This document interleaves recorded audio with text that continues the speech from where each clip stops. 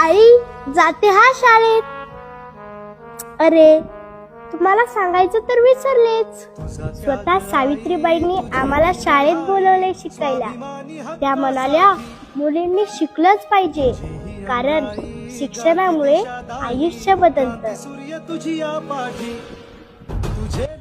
आणि बघा की काल गावातले लोक कसे म्हणत होते, मुलींना शिकून काय उपयोग, चूल आणि मूल हाच तिचा संसार.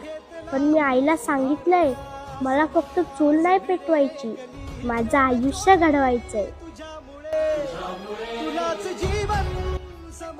तुम्ही पण तुमच्या मुलीला शाळेत पाठवायचा, कारण मुलगा शिकला तर एक माणूस शिकतो आणि मुलगी शिकली तर संपूर्ण घर शिकतं.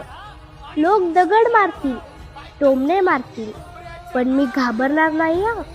कारण माझ्या हातात पाटी आहे आणि डोळ्यात स्वप्न आहे.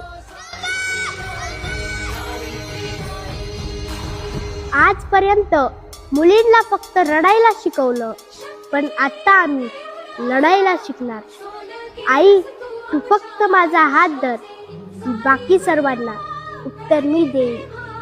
आजपासून मी सावित्रीबाईंच्या शाळेत जाणार.